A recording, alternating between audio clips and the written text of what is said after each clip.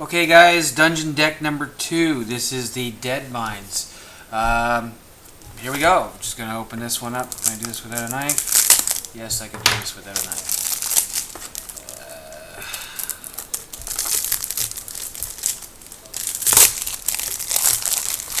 Okay, Deadmines. I did do a little bit of reading on the instructions, and I do know what some of these cards are all about. And we'll go into it. Again, this is the second of 3 that I am going to open up for you here. Same type of contents as the last one. We'll get to those in a second. Okay, again, starting with this one. Again, this video is going to be very similar to the last video. What you're going to start off by getting is your 5. Actually, in this interesting. Quality control. Love that. In this one, you only get 4 character sheets. Again, photocopy these. Sooner or later, you're going to be able to download these from the internet at some point, so I wouldn't worry too much about that. What I did learn here, this is the Dungeon Hero. Oh, look at that. Okay, hold on a second. There's 2 of them in here. Okay, I'm gonna have to read the instructions on this. Apparently, they're quite a bit different. Okay, in the first one you saw me unbox, there was only 1 dungeon hero, and but he had 4 levels to him. This one's a little bit different. Okay, there's wow. Okay, so I don't get this. This is confusing. All right. Okay, this one looks like 2 dungeon heroes. The first dungeon hero would be Captain Cookie. You've got a level 1, a level 2, and a level 3. Instead of a level 4, I guess you have another hero here. Now, I don't want to say this because these rules may be a little bit different. How it basically works with the dungeon heroes. You know what? I'm not going to go into that. I'm going to actually do a how to play this very shortly. I won't explain the dungeon heroes as of yet. But you get the basic the dungeon heroes in this one. And I did find out what these are called, or these are your again, I mentioned your achievement cards. When you meet the criteria on the card, you're going to get a glare on that. So we'll just open this one up. When you meet the achievement on the cards, like this one here, the achievement in this case is the Deadmine Sweeper. Defeat all the Deadmines without losing a player, or defeat the Deadmines despite losing 2 players. You are rewarded 2 XP or experience points. Then you would, acquire this achievement, get your 2 experience points. These are interesting, actually. A side way of getting experience in the game. I was correct. When you acquire a certain amount of experience, you can level up your character. I will go more into detail with that, and there are different ways of playing this game, all of which I would suggest start playing this with the starter packs. You're going to get more out of this game if you start playing with the starter packs instead of building your own character. I'll go into that further. It allows you to take advantage, more advantage of the XP function of this game, which I think is really, really cool. Again, just read the instructions, and it's really, really awesome. This second deck that I didn't know, I didn't complain, but I made a comment last time that I didn't believe that these came with a booster. Traditional boosters, no, it doesn't. But it comes with what's called a treasure pack, which is what this is here. Now, this treasure pack, you obviously get in these boxes, and you can buy these treasure packs separately. I think they're $3 or $4. I think you also only get about 9 or 10 cards in the treasure pack.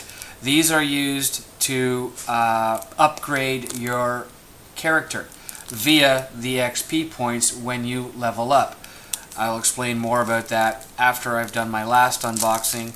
The video after that is going to be a more in-depth how to play these dungeon boxes.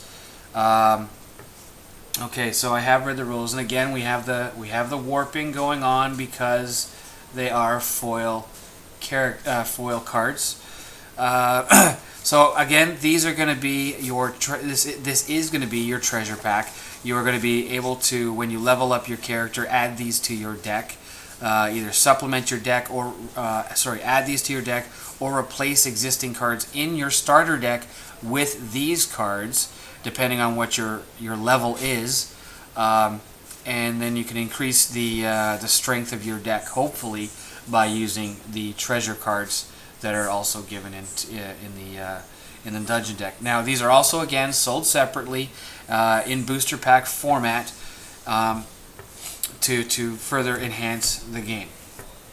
This one here, oh yeah, it also comes with a rule book, and it's the exact same rule book as the other one that I opened up, which was Scarlet Monastery. Okay, so you're gonna get that rule book as well, and the core of the game. I'm gonna have to use my knife again for this, which is going to be the actual dungeon deck itself, and they refer to the rules as you're playing against the dungeon. It's an automatic system, or an automated system as they word it, meaning that you do not need to have a fourth player to manage the dungeon and how the dungeon is played. It's a very simple mechanic. I think it's almost a little cheesy. It's kind of like playing a solitaire version of the standard game.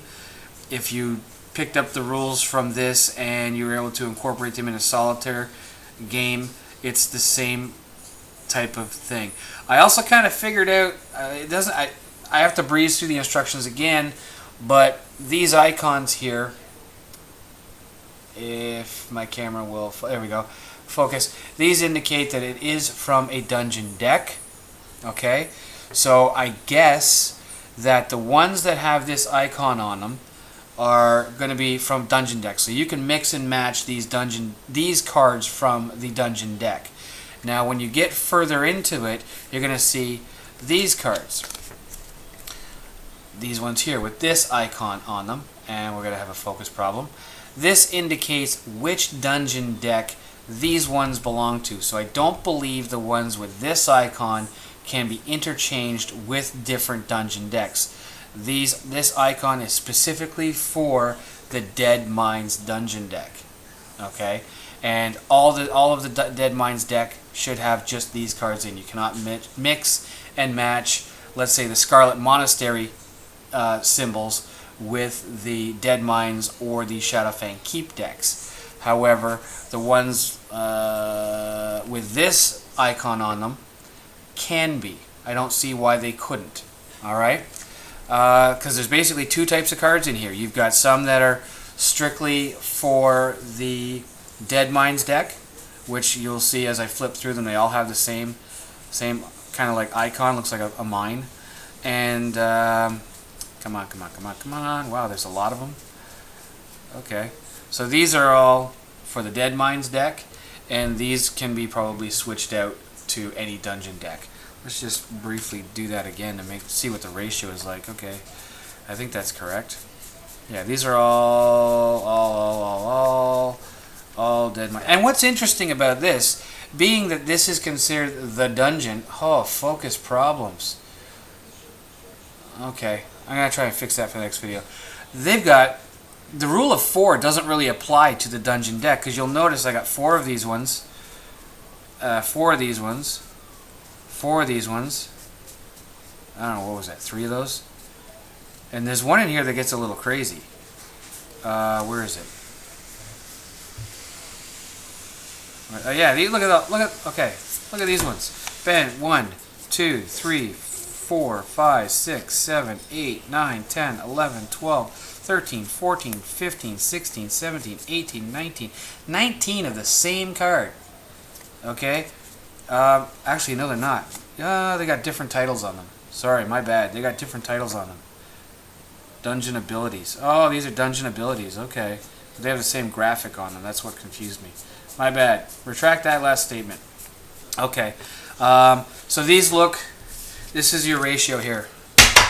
This is the actual dungeon deck that you cannot change. And then these are the cards that you can actually switch from dungeon to dungeon if you wanted to. I probably won't because I don't like to mix them all up and make everything confusing and have to figure it out later. That's the Deadmines deck. Deadmines deck. That's what you get in that. Alright, thanks for watching, guys. Catch you later.